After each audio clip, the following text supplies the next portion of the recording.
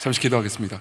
자비로우신 하나님, 하나님께서 이 시간 우리에게 말씀을 나눌 은혜를 주시고, 또 말씀을 통해서 당신의 아름다움이 얼마나 우리에게 기쁨이 되는지, 그리고 그것을 얼마나 퍼뜨리게 되는지 우리의 마음의 열정과 기쁨을 자극하는지 생각해 보려고 합니다.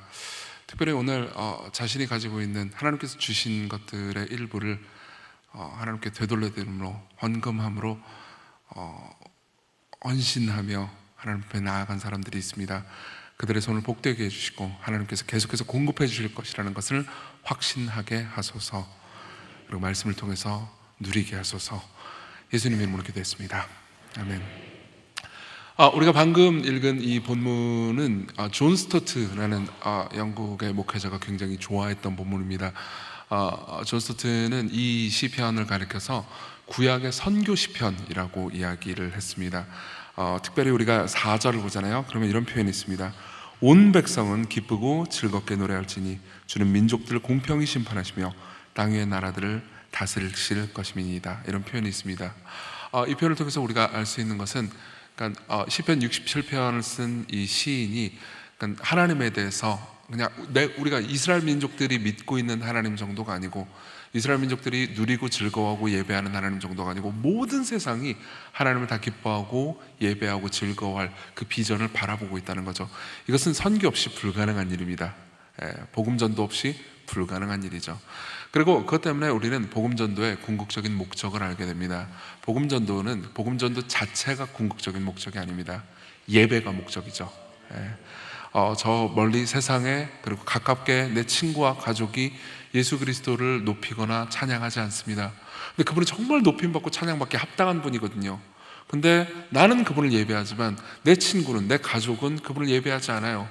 근데 내가 믿는 예수님은 이 사람들에게도 예배받기 합당한 분 아니겠습니까? 그렇기 때문에 이 사람들이 내가 믿는 예수님, 우리가 믿는 삼위일체 하나님을 예배하기를 바란다라는 마음으로 복음을 전하는 거겠죠. 그래서 이 본문은 선교시편 혹은 전도시편이라고 많이 불립니다. 이 본문의 내용을 제가 다 살펴볼 수는 없겠지만은 본문을 근거로 해서 저는 세 가지 이야기를 해보도록 하겠습니다. 첫 번째로는요, 전도가 왜 필요한지, 특히 신자에게 왜 필요한지 생각해 보려고 합니다. 그리고 두 번째로는요, 전도를 할 때 도대체 뭘 해야 하는지에 대해서 말씀드리겠습니다. 그리고 세 번째로는요, 전도를 하는 사람만이 누리는 위안이 무엇인지, 혹은 어떤 위안과 기쁨이 우리로 하여금 전도하게 만드는지, 그걸 한번 생각해 보도록 하겠습니다. 그냥 제가 세 가지로 이야기를 했지만 여러분들이 그냥 편안하게 들으시면 될 것 같습니다. 중간에 졸리면은 잠깐 졸았다가 뭐 은혜 되는 거 있으면 또 이따가 붙잡고 기도하고 그러면 좋을 것 같습니다. 자, 먼저 전도가 왜 필요한지 한번 생각해 보죠. 1, 2절을 보겠습니다. 제가 읽어드리죠. 하나님은 우리에게 은혜를 베푸사 복을 주시고 그의 얼굴빛을 우리에게 비추사 주의 도를 땅 위에 주의 구원을 모든 나라에게 알리소서. 아멘. 근데 여러분들이 1, 2절을 봤지만은 잠깐 보면은 중간에 괄호 쳐 있는 어떤 한 단어가 있습니다. 뭐죠? 셀라죠.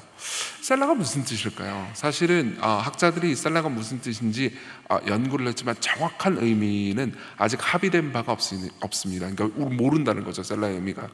근데 이제 대부분의 학자들이 동의하는 거는 두 가지입니다. 하나는 음악 용어일 겁니다. 이게 이제 시편이, 우리는 그 시처럼 보이지만 옛날에 찬송가였거든요. 구약시대 사람들이 부르던. 예수께서 이 땅에 오셔서 공생애를 사실 때도 그분은 회당에 가서 이 시편으로 찬송을 부르셨습니다. 그러니까 찬송가죠. 그러다 보니까 이제 음악 용어가 필요하겠죠. 그래서 아마 음악 용어였을 것이다 라고 모두가 추정합니다. 그래서 저는 항상 음악 용어라는 얘기를 듣고 나서 시편 볼 때마다 셀라가 나오잖아요. 그러면 얼쑤가 생각납니다. 약간 얼쑤 이런 거 한번 해보고 싶어요. 여러분들도 이 설교를 듣고 나서 얼쑤가 생각날 거예요. 그게 이제 학자들이 동의하는 하나고요. 또 하나는 이게 포즈를 주는 거라는 겁니다. 아마 이때쯤 간주가 있었을 거라고요. 왜 간주가 있었을까요? 생각하라는 거죠. 이 부분에서 잠깐 멈추라는 겁니다. 특별히 구약시대 시편의 그 노래는요, 그 음악에 취하기보다는, 음악도 되게 중요하지만요, 음악 이상으로 이 가사의 내용을 깊이 묵상하면서 하나님을 바라보게 하는 것이 주요 목적이었습니다. 그러다 보니까 생각이 되게 중요한 거죠. 잠깐 멈춰서 생각해봐라. 그러면요, 그 생각은 어떤 생각이어야 될까요? 다시 1, 2절을 보겠습니다. 우리 1절 같이 한번 읽어볼까요? 시작. 하나님은 우리에게 은혜를 베푸사 복을 주시고 그의 얼굴빛을 우리에게 비추사. 자 보세요. 하나님께서 우리에게 은혜를 주세요, 복을 주세요, 하나님의 얼굴빛을 우리에게 베풀어 주세요 라고 말합니다. 근데 그리고 나서 잠깐 생각을 해야 되는 거예요. 잠깐 멈추는 겁니다. 근데 왜 하나님께서 우리에게 은혜, 복, 하나님의 얼굴빛을 우리에게 왜 주셔야 되는 거지? 잠깐 생각한 다음에 그 다음 2절에는 그 이유 혹은 목표가 등장합니다. 2절 같이 읽을까요? 주의 도를 땅 위에 주의 구원을 모든 나라에게 알리소서. 자, 이게 목표입니다. 하나님께서 우리에게 은혜를, 우리에게 복을, 그리고 그분의 얼굴빛을 비추실 때 그것은 단순히 그냥 내가 은혜 많이 받았어, 내가 복을 받았어, 하나님의 영광을 봤어 라고 하는데 머무르는 게 목표가 아니고요, 그걸 누리고 기뻐하는 것이 온 세상에 퍼뜨려지는 게 목표라는 거죠. 그것을 잘 생각해 보면요, 하나님께서 주시는 모든 복에는 목표가 있다는 것을 알게 됩니다. 이것은 마치 구약시대에 있는 그 만나 이야기하고 비슷하죠. 여러분들이 만나 이야기를 아신다면요, 만나를 거두어 드리고 그것을 그냥 가만히 내버려만 두잖아요. 내일 것까지 먹어야지 그러면서 내버려 두잖아요. 그럼 어떻게 되죠? 썩습니다. 그거하고 되게 비슷해요. 하나님께서 우리에게 복을 주실 때는, 우리가 은혜를 누리게 하실 때는요, 거기에는 목표가 있습니다. 그것을 나 혼자 난 너무 좋아, 나는 행복해, 그리고 멈추는 게 목표가 아니라는 거죠. 아마 여러분들은 교회를 주유소에 비유하는 것을 들어보신 적이 있을 겁니다. 주유소는 뭘 하죠? 채워줍니다. 여러분들이 한석교에서 여기서 예배 공동체로 모였을 때 여러분들은 체험받습니다. 기도하고 찬양하면서 체험받기도 하고요, 그리고 말씀을 들으면서 여러분들이 이 세상을 해석하고 나 자신을 해석하는 새로운 틀을 가지게 됩니다. 그리고 이 험하고 고통스러운 세상을 살아갈 힘을 얻게 되는 거죠. 우리는 공급받습니다. 그렇죠? 근데 문제는 뭐냐면요, 차가 주유소에서 기름을 다 먹었어요. 그래서 이제 만땅 딱 채웠습니다. 그리고 나서 여기가 좋사오니 그러면서 머무르면 어떻게 되죠? 거기는 주유소가 아니고 그냥 주차장이 됩니다. 그게 주차장이 아닙니다. 자, 다 채웠어요. 그럼 어떻게 해야 되죠? 나가야 됩니다. 나가서 그 차는 무슨 일인가를 해야 되죠. 어떤 생산을 해야 되는 겁니다. 그것이 바로 목표가 있다는 의미예요.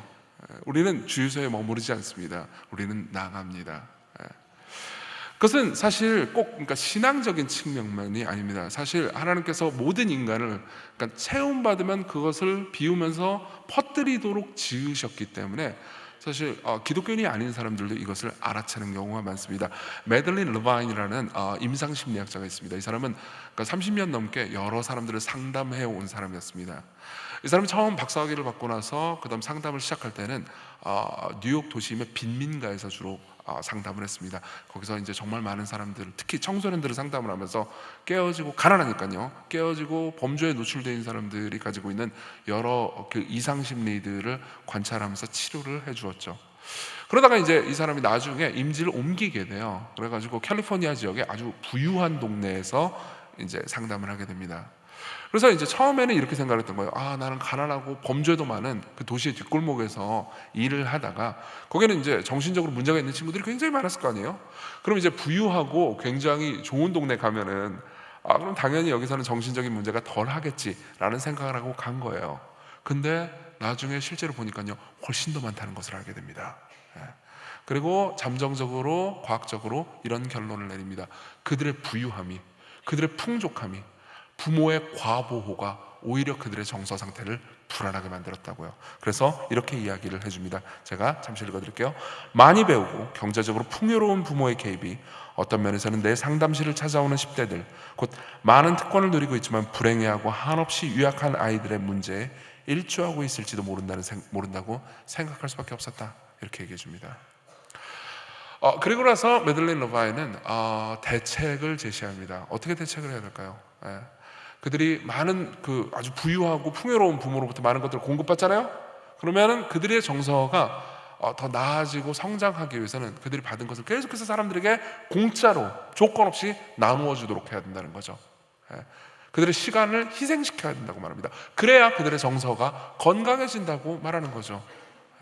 저는 옛날에 어떤 목사님한테, 이 목사님이 이제 연예인들 대상으로 사역을 많이 하셨던 분입니다. 이런 이야기를 들은 적이 있습니다. 자기가 아는 모든 엄청나게 성공한 뜬 연예인들의 종말은 딱 두 개밖에 없더라고요. 마약 아니면 컴패션이라고요. 들어보신 적 있나요? 네. 너무 많이 떴습니다. 엄청난 돈을 벌었어요. 굉장한 명성과 인기를 얻었습니다. 근데도 불구하고 공허한 거예요. 나는 안정적이지 않습니다. 나는 기쁘지 않습니다. 그럼 어떻게 해야 되죠? 네. 너무너무 허무해가지고 더 많은 쾌락을 찾든지요, 아니면 그것을 흘려보내는 게 자신에게 큰 기쁨이라는 것을 경험하든지요. 네. 이것은 전도에 정확하게 적용됩니다. 여러분들이 복음을 누립니다. 하나님이 어떤 분이신지 알게 됩니다. 그리고 그것이 여러분들 마음 가운데 기쁨이 되고 기쁨이 찹니다. 그럼 어떻게 해야 되죠? 그것을 흘려보내는 겁니다. 네. 데이비드 매티스라는 사람이 있습니다. 이 사람은 30년 넘게, 그러니까 베들레헴 침례교회라는 교회에서 여러 사람들을 목양하면서 제자훈련을 시켰던 목사입니다. 근데 이분이 쓴 은혜 받는 습관이라는 책이 있는데요, 거기에 보면 이런 표현이 있습니다. 조금 길지만 다 인용해 드리겠습니다. 나는 믿음은 있지만 크게 성장하지 못하는 영적 문제를 안고 있는 그리스도인들을 종종 만난다. 성경 공부가 귀찮은 허드렛 일처럼 되고 기도 생활이 메마른 습관으로 바뀌었다.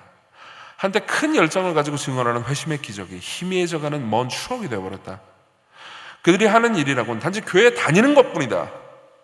그들은 미온적이고 기계적인 태도로 고립화된 기독교의 고된 길을 힘겹게 걸어가고 있다. 그러나 그런 무기력한 신자들이 영적 고립 상태에서 벗어나 구도자들, 비신자들을 만나게 되면 놀라운 일이 일어나기 시작한다.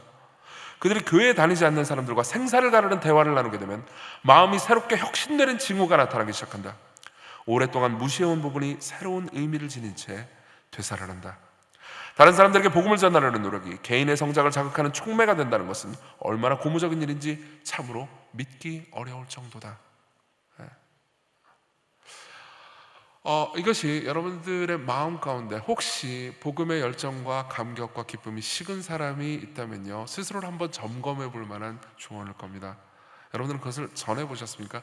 실제로 전하다가 그냥 너무 당연하게 여겨지고, 그리고 그냥 교회 가면 맨날 듣는다고 생각하는 그 이야기가요, 내 안에서요 생생한 현실로 다시 살아나는 것을 느껴보신 적이 있습니까? 그것은요, 복음을 전하다가 그 사람이 회심하지 않아서 내가 전하는 전도가 실패했다 하더라도 내게 남겨지는 유익입니다. 내게는 그 기쁨이 다시 살아나기 시작합니다. 내가 왜 살아야 되는지, 어떻게 살아야 되는지, 내가 어떤 사랑을 받고 있는지를 다시 한번 생각하게 되죠. 물론 이 중에서는 이런 생각을 하시는 분들이 계신지 모르겠습니다. 복음 전도라는 것을 사실 좀 사람들을 강요하는 거라고 생각하니까, 사람들의 의지에 반해서 뭘 하라고 하는 거라고 생각하니까 나는 이게 너무 불편합니다, 싫습니다, 이렇게 생각하는 분들이 계실지 모르겠습니다. 혹은 여기에 대해서, 복음 전도에 대해서 아주 부정적인 시각을 가지고 계신 분들이 계신지 모르겠습니다. 이 자리에는 드물겠지만 기독교 신앙이 없는 분들은 정말 많은 사람들이 그런 생각을 합니다. 왜 자꾸 이렇게 종교를 바꾸라고 사람들을 강요해? 전도는 강요야, 그런 거 하지 말라고, 너 혼자 그냥 알아서 잘 믿어, 이렇게 이야기를 하는 경우가 많습니다. 하지만 제가 이런 말씀을 드리죠. 전도는요, 정확히 표현해보자면 모든 인간이 하는 일입니다. 기독교인만 하는 게 아니에요. 모든 인간이 사실 자기가 가지고 있는 열정을 가지고 기뻐하는 무언가를 선포하고 있습니다. 3, 4절을 보면요, 하나님이여 민족들이 주를 찬송하게 하시며 모든 민족들이 주를 찬송하게 하소서, 온 백성은 기쁘고 즐겁게 노래할지니, 이렇게 표현합니다. 그건 뭘 의미하죠? 지금 복음을 전하는 사람의 마음 가운데 어떤 기쁨과 즐거움, 찬양이 막 뭔가 있다는 거죠. 사실 궁극적으로 전도와 찬양은 구분되지 않습니다. 이게 무슨 소린가 싶으실 겁니다. 자, 설명해보죠. 기독교인이 아니라도 종종 사람들은 이런 일을 합니다. 내가 어떤 노래를 들었어요. 아이유의 신곡을 들었다고 합시다. 너무 좋아요. 그럼 친구한테 뭐라고 말하죠? 들어봐, 완전 좋아. 지금 이 사람은요, 자기가 누리는 기쁨을 뭐라고 했죠? 전도하고 있습니다. 이거 너무나 흔해요. 새로운 맛집에 갈 때 우리는 너무 맛있어, 그러고 나서 어떻게 하죠? 선포합니다. 그죠? 그리고 끌고 가죠. 심지어 내가 사줄게라고 말하기도 합니다. 제 친구 중에 한 명이, 그러니까 제 대학교 친구였어요. 어떤 화장품을 발랐는데 모르겠어요. 저 화장품 이름 너무 복잡해가지고 못 외우겠어요. 막 얘기를 하는데 무슨 이름의 화장품을 발랐는데 자기 아기 피부가 됐다는 거예요. 그러고 나서 이제 교회 다니는 제 친구였는데 다음 주에 교회에 와가지고 그 화장품 이름을 이야기하고 선포하고 전하고 기뻐하고 찬양하는 것을 봤습니다. 예. 그리고 점점 그 주변의 사람들이 그 화장품을 쓰는 걸 봤어요. 이건 뭐죠? 전도예요. 여기는 기쁨이 존재하죠. 예. 작년에 제가 이제 드라마 나의 아저씨하고 나의 해방일지를 다 봤습니다. 처음에는 이게 너무 부수가 많잖아요. 뭐 16부 이런 거 언제 한 번에 다 봐요. 바쁘단 말이에요. 그래가지고 유튜브, 그러니까 바쁜 척 하는 거예요. 유튜브에 보면은 그런 게 있단 말이에요. 요약본 같은 게 있습니다. 그래가지고 요약본을 이제 봤죠. 그러고 나서 이제 교회 가가지고 저희 교회 청년들이랑 이제 모여가지고 교제를 하다가 제가 이제 아는 척을 했습니다. 나 나의 아저씨 봤어. 나의 해방일지 봤어. 근데 그 중에 이제 이 두 드라마가 자기의 인생 드라마라고 생각하는 어떤 여자 청년이 있었어요. 너무 좋아하는 거예요. 그래서 목사님 다 보셨어요? 다 본 건 아니고 요약본으로 봤어. 안 돼요.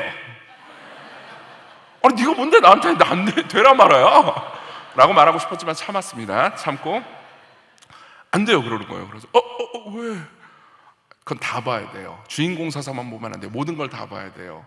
예. 그래 이제 볼게. 내가 일단은 나의 해방일지 먼저 보려고. 안 돼요. 나의 아저씨부터 봐야 돼요. 물론 이제 결국 그분의 강요에 못 이겨서 다 봤습니다. 재밌더라고요. 예. 재밌었는데 어쨌든 다 봤습니다. 여기에는 뭐가 있죠? 전도가 있습니다. 예. 전도가 있어요. 그리고 그 전도는요, 우리로 하여금 그러니까 말하지 않으면 못 참게 만드는 무언가가 존재합니다. 사실 우리는요, 우리가 가지고 있는 기쁨을 나 혼자만 경험하면 외롭고 고독하다라는 느낌을 경험해 본 적이 있을 겁니다. 모두가 그 경험을 해봤습니다. 예전에 제가 느꼈던 경험인데요, 저는 이제 2002년 월드컵을 기억합니다. 아마 이제 청년분들은 2002년에 뭐 그 이후에 태어나신 분들도 많을 거고, 2002년에 월드컵이라는 게 있었어요. 우리나라에서 했죠. 근데 우리나라가 성적이 좋았어요. 근데 그 중에 16강전이 있었습니다. 우리나라랑 이탈리아랑 하는 건데, 뭐 스포일러를 말씀드리면 우리나라가 이겼습니다. 2002년에 이긴 거니까는 얘기해도 되죠? 2대1로 이겼어요. 그것도 우리나라가 역전하는 거였죠. 저는 20대 청년이었고 그걸 그냥 심드렁하게 TV로 쳐다보고 있었습니다. 저는 되게 약간 성격 자체가 그렇게 감성적인 성격이 아니에요. 굉장히 이성적이고 냉담한 사람이라서 막 그냥 우리나라가 이기든 말든 그냥 냉정하게 분석하면서 쳐다보고 있었어요. 좀 되게 약간 바보 같은 생각을 하고 있었습니다. 막 거기서 그 이탈리아 선수들이 몸집 엄청 크고 막 반칙하고 막 우리나라 선수 밀고 그러면 뭐 캐스터들이 해설해 주시는 분들이 막 분노하거든요. 분노하고 막 이거 너무 나쁜 것이다, 반칙이다 막 얘기하다가 우리나라 선수들도 반칙했을 거 아니에요. 그렇죠? 반칙 많이 했어요. 다시 경기 보세요. 그러면 반칙 겁내 많이 합니다. 막 머리 막 까고 막. 근데 그때는 막 해설자들이 투혼 막 이러는 거예요. 그래가지고 저는 보면서 이건 공평하지 않아 이렇게. 보세요, 우리나라 사람인데 이렇게 그러니까 굉장히 이성적인 사람이라고요. 근데 보다가 결국은 우리나라가 이제 이겼어요. 그것도 아주 기적적인 역전극으로 이겼습니다. 그 냉담한 사람도 그걸 보니까 너무 기쁜 거예요. 너무 기쁘고 으아 하는데 같이 껴안을 사람이 없는 겁니다. 나 혼자예요. 그러면 고독하죠. 다 이런 고독을 어느 정도 느껴본 적이 있을 겁니다. 그죠? 구약이든 신약이든 성경이 그리고 하나님께서 디자인하신 전도는요, 앵벌이가 아닙니다. 그 사람들을 억지로 강제하는 어떤 것을 의미하는 게 아닙니다. 하나님을 만난 사람만이 누리는 기쁨과 즐거움이요, 퍼져가는 거죠. 무언가 하나님의 영광과 그분의 얼굴을 본 사람이 누리는 기쁨을 끌어안으면서 껴안으면서 하나님이 이렇게 위대한 분이야, 내 삶의 문제가 진짜로 해결됐어 라고 말하는 그 사람들의 열정이 퍼져가는 것, 이게 전도의 본질입니다. 그리고 여러분들은 이 전도를 그런 기쁨이 터져나올 때 할 수도 있지만 그런 기쁨이 식었을 때 다시 복음을 전함으로써 그런 기쁨을 누릴 수도 있습니다. 이게 전도가 신자에게도 여전히 필요한 이유죠. 두 번째로 넘어가겠습니다. 두 번째는요, 그럼 전도를 실제로 할 때 뭘 하라는 거냐, 이걸 말씀드리겠습니다. 그것도 두 가지로 나눠서 말씀드리겠습니다. 첫 번째로는 진리를 전하는 겁니다. 우리 2절을 보겠습니다. 같이 읽어보죠. 2절입니다. 주의 도를 땅 위에, 주의 구원을 모든 나라에 알리소서. 여기 보면 뭐가 있죠? 구원과 도가 있습니다.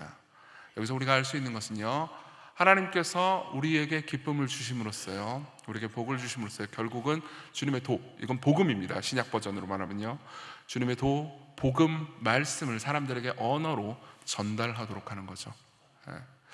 어떤 사람들은 이렇게 생각하는 분들도 있을 겁니다. 나는 전도를 말로 하는 거는 부족하다고 생각해. 이건 문제가 많다고 생각해. 그러니까 기독교인들이 맨날 말쟁이라는 소리만 듣지, 착하게 삶을 살면 굳이 말을 하지 않아도 사람들이 내 착한 삶을 보고 감동돼가지고 나도 교회 다니겠어. 교회 다니는 사람들은 착하군. 그러니까는 교회 다니면은 내가 좋을 것 같아 라고 생각하지 않을까? 라는 순진한 생각을 하시는 분들이 계실지 모르겠습니다.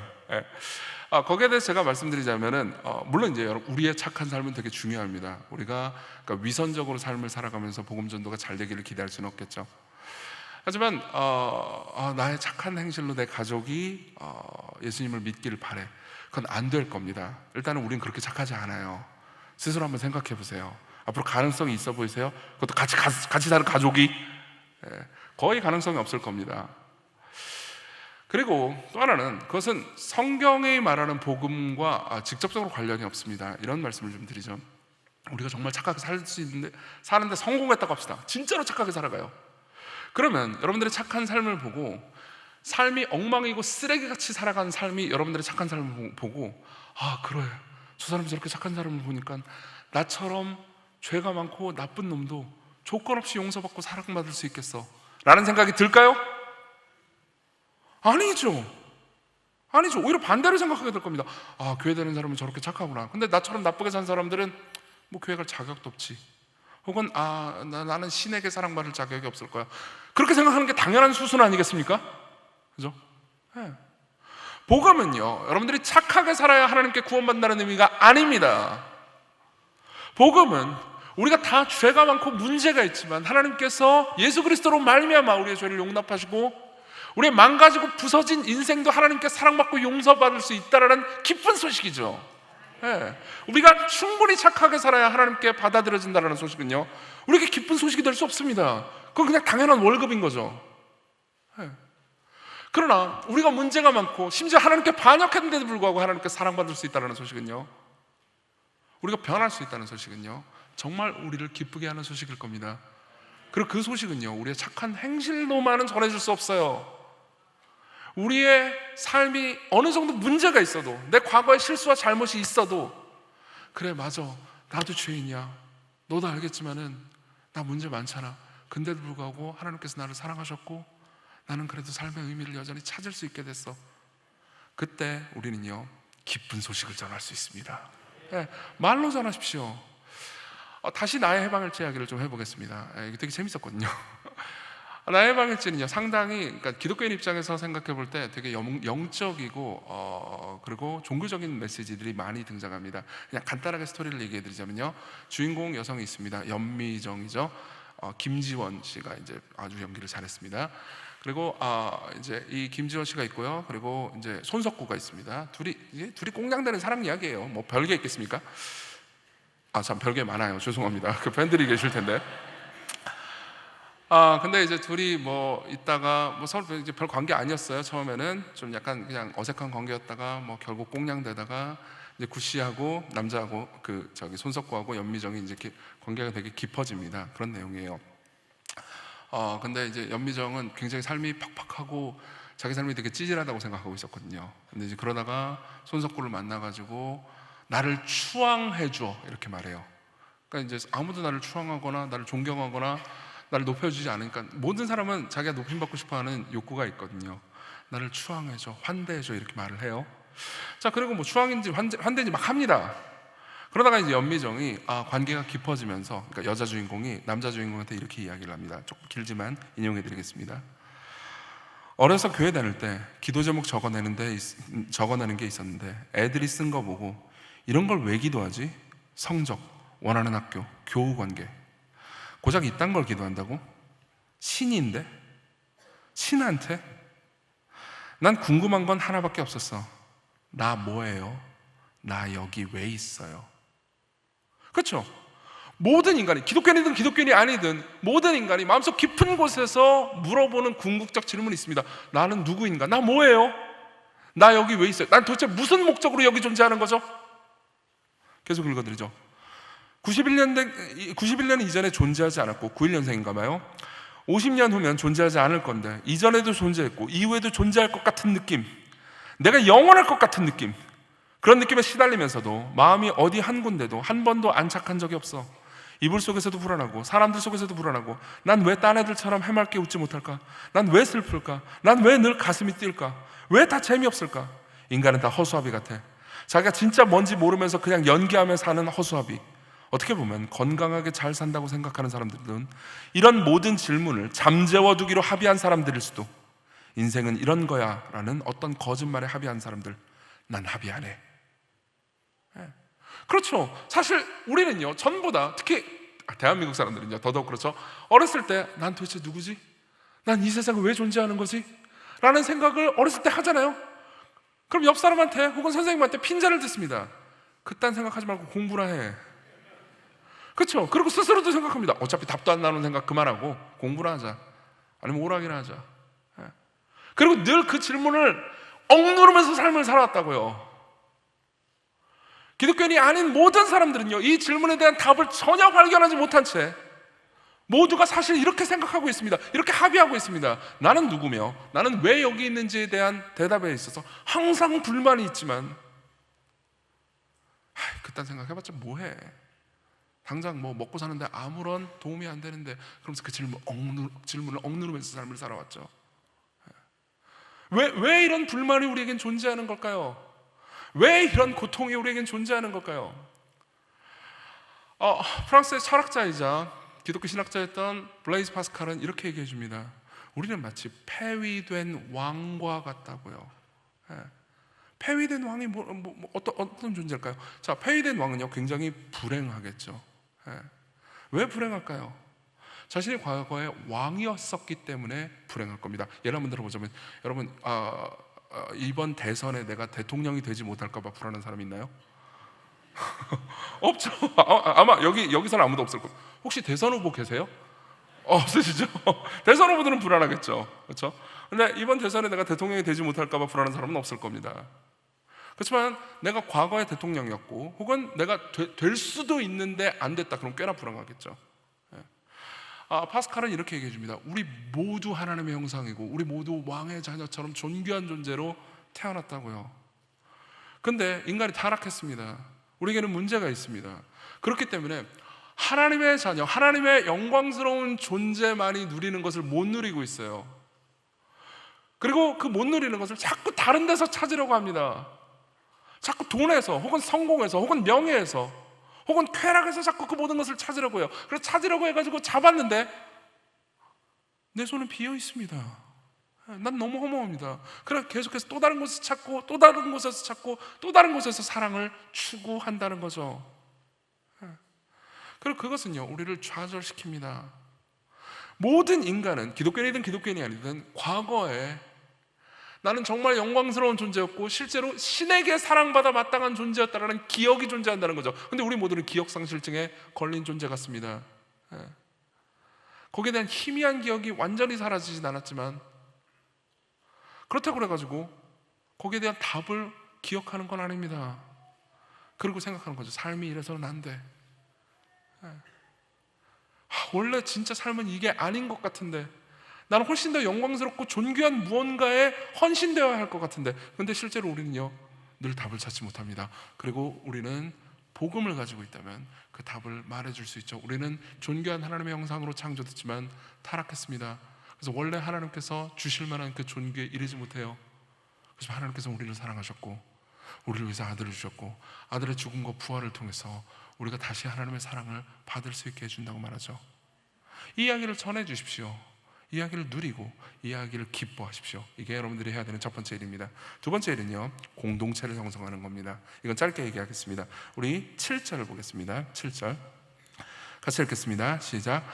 하나님이 우리에게 복을 주시리니 땅의 모든 끝이 하나님을 경외하리로다. 1절도 보면 하나님은 우리에게 은혜를 베푸사라고 말하고 있습니다. 7절도 하나님은 우리에게라는 말이 있죠. 이것은 나에게가 아닙니다. 우리에게죠. 이게 말해주는 거는요 하나님께서 베푸시는 은혜와 복은 항상 공동체적이라는 겁니다. 그것은요 전도가요 개인 프로젝트가 아니라는 겁니다. 전도는 공동체적 프로젝트입니다. 저는 행축이라는 단어가 꽤나 마음에 듭니다. 행복한 사람들의 축제. 이것은 근본적으로 전도가 그러니까 행복과 연결되어 있다는 것을 말해주죠. 근데 그것을 공동체적으로 합니다.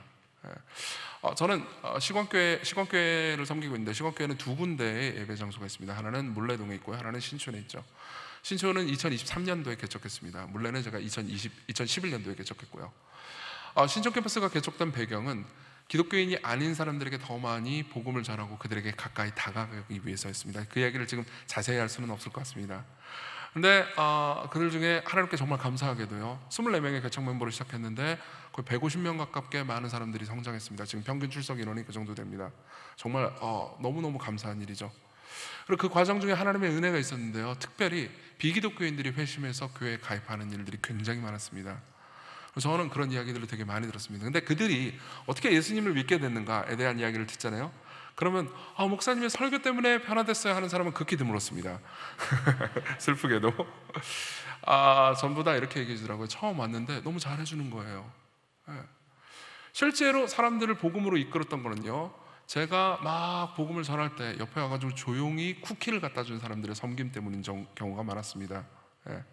여러분, 이 말이 조금 어색할 수 있겠지만 기억해 두시면 좋을 것 같습니다. 기독교인이 아닌 사람들에게 서로 환대하고 사랑하는 공동체는요, 소개팅에 나갔을 때 예쁜 외모를 보는 것과 같습니다.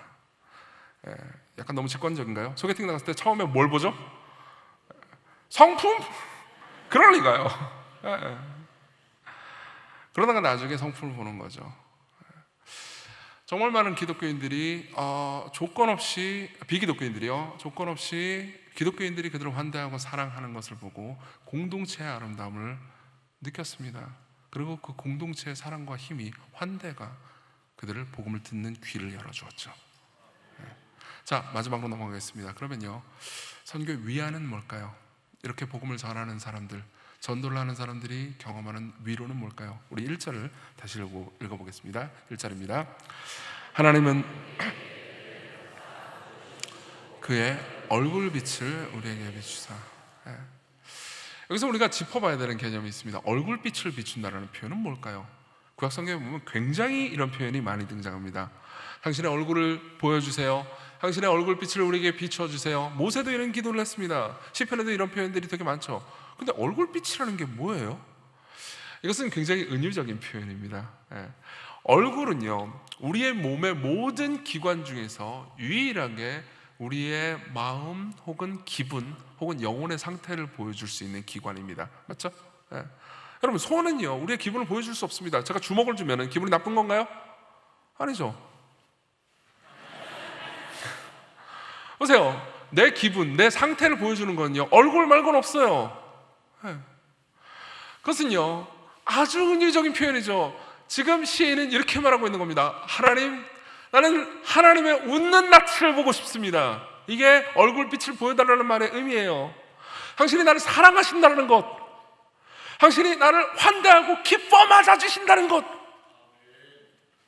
이게 내 소원입니다. 그래서 사실 모든 인간의 소원이죠.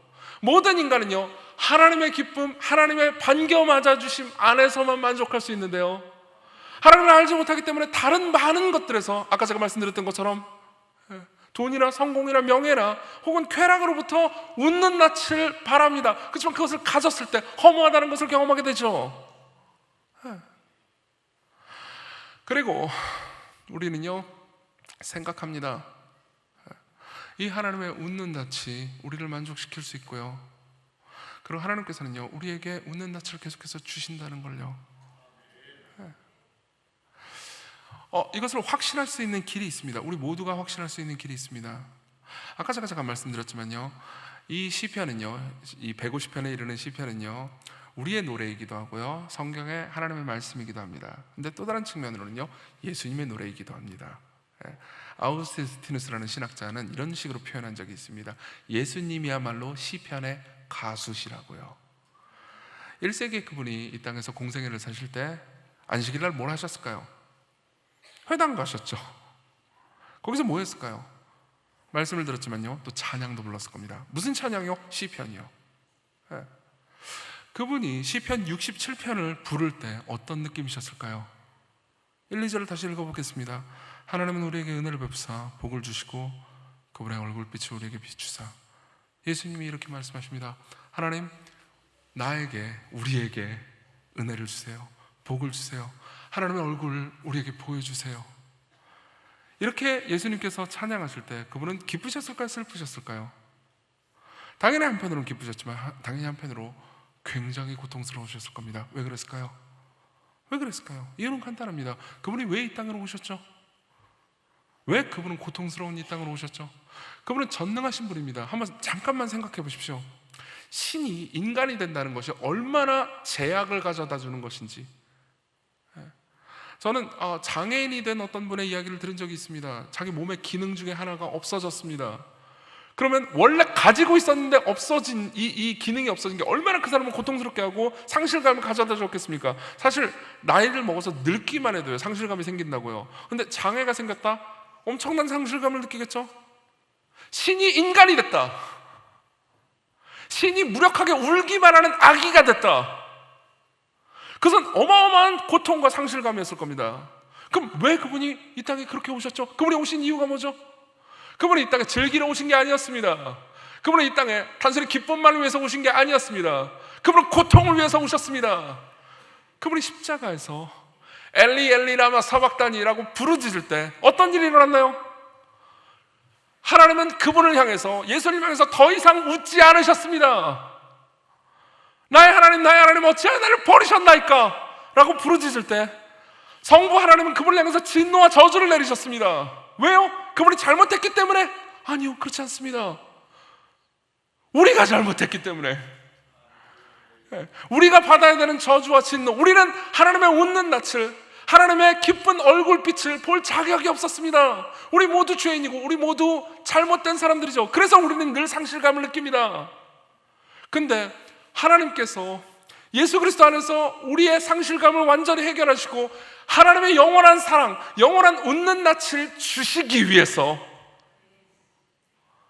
하나님의 영원한 아들이 웃는 낯을 잃어버리게 하셨습니다. 그분이 버림받으심으로써 우리가 사랑받게 됐습니다. 그분이 하나님의 웃는 낯을 잃어버리심으로써 하나님께서는 여러분들 향해서 영원히 환대하시고 웃고 기뻐하실 수 있습니다. 여러분, 이것을 기억하십시오. 이것이 여러분들의 마음에, 이 기쁜 소식이 여러분들의 마음에 진실이 되도록 하십시오.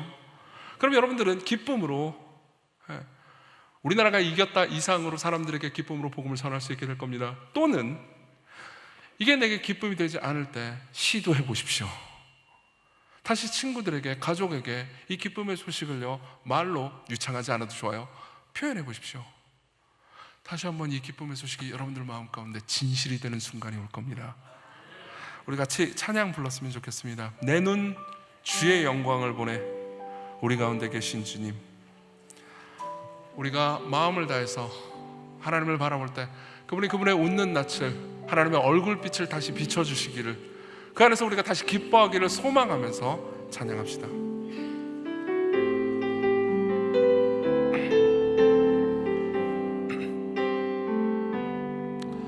내 눈 주의 영광을 보내.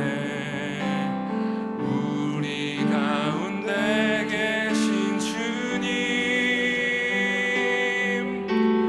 그 빛난 영광 온 하늘 덮고 그 찬송 온 땅 가득해.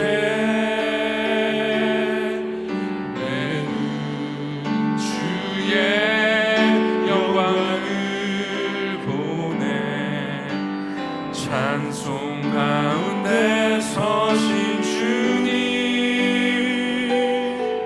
주님의 얼굴은 온 세상 향하네. 권능의 발을 드셨네. 주의 영광 이곳에 가득해. 우리 선에 주님과 함께 찬양하며 우리는 전진하리. 모든 눈 주의 영광을 보내. 내 눈 주의 영광을 보내. 우리 가운데 계신 주님, 그 빛난 영광 온 하늘 덮고, 그 찬송 온 땅 가득해. 내 눈 주의 영광을 보내. 찬송 가운데 서신 주님, 주님의 얼굴은 온 세상 향하네. 권능의 달을 드셨네. 주의 영광 이곳에 가득해. 우리 선에 주님과 함께 찬양하며 우리는 전진하리. 모든 열방 주 올 때 주의 영광 이곳에 가득해. 주의 영광 이곳에 가득해. 우리 선에 주님과 함께 찬양하며 우리는 전진하리. 모든 열방 주 올 때까지. 우리 같이 기도했으면 좋겠습니다. 우리의 마음 가운데 하나님의 영광을 향한 열정이 있게 해달라고 기도했으면 좋겠습니다.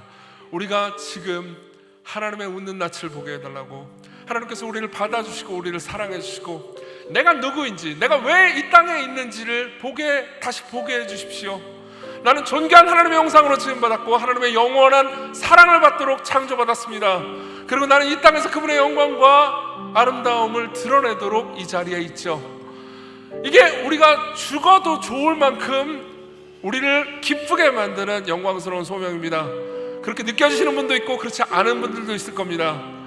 이 기쁨이 회복되어야만 우리가 살맛이 나겠죠. 이 기쁨이 우리를 장악해야만 우리는 기쁨으로 사람들에게 전할 겁니다. 같이 하나님, 내가 전하겠사오니 나와 함께 하소서. 당신의 웃는 낯을, 당신의 얼굴빛을 우리에게 비추어 주옵소서. 우리 같이 간절히 기도하겠습니다.